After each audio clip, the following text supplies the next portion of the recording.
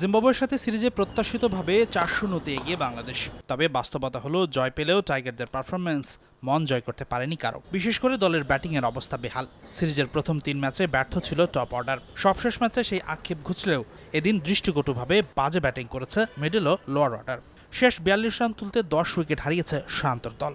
তাই তো সিরিজের শেষ ম্যাচে হলেও হতশ্রী ব্যাটিংয়ের চেহারাটা বদলানোর চ্যালেঞ্জ ক্রিকেটারদের সামনে। তবে ব্যর্থতার অজুহাতও আছে ক্রিকেটারদের কাছে। প্রথম দিকে আমি আর তামিম যখন ব্যাটিং করছিলাম, নতুন বলে একটু ভালো ছিল, বলটা ব্যাটে আসতেছিল।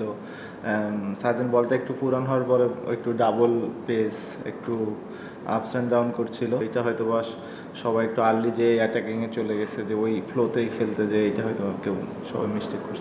টি-20তে প্রথম ৬ ওভার অর্থাৎ পাওয়ার প্লেতে প্রত্যাশিত স্কোর করতে না পারার সাথে একাধিক উইকেট হারিয়ে ফেলাটা বাংলাদেশ দলের সবচেয়ে বড় সমস্যা দীর্ঘদিন ধরে।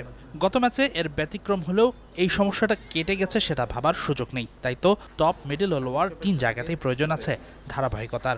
আর সৌম্য সরকার বলছেন, ব্যাটিংয়ে শতভাগ তুষ্ট করতে না পারলেও জয়ের অভ্যাসটাও কম পাওয়া নয়। এই জিনিসটা ফিল করা উচিত সবারই, যার সাথেই ম্যাচ জিতি। ম্যাচ জিতা অভ্যাসটাও অনেক বড় একটা জিনিস। তো আমরা ম্যাচ জিতছি, কিভাবে জিতছি, তার থেকেও বড় কথা যে আমরা কি ক্রিকেট খেলছি, এখান থেকে আমাদের কতটুকু ইমপ্রুভনেস আছে, এটা আমরা কিভাবে বের করতে পারবো। হ্যাঁ, এগুলো নিয়ে আলোচনা হয়। জিম্বাবুয়ের বিপক্ষে ৪ ম্যাচের প্রতিটিতেই বল হাতে ভালো শুরু পেয়েছিল বাংলাদেশ, কিন্তু প্রতি ম্যাচেই আবার লোয়ার অর্ডারে গিয়ে প্রতিরোধ করেছে জিম্বাবুয়ে। তাই তো ছন্দে থাকা বোলিং ডিপার্টমেন্টেরও উন্নতির জায়গা আছে।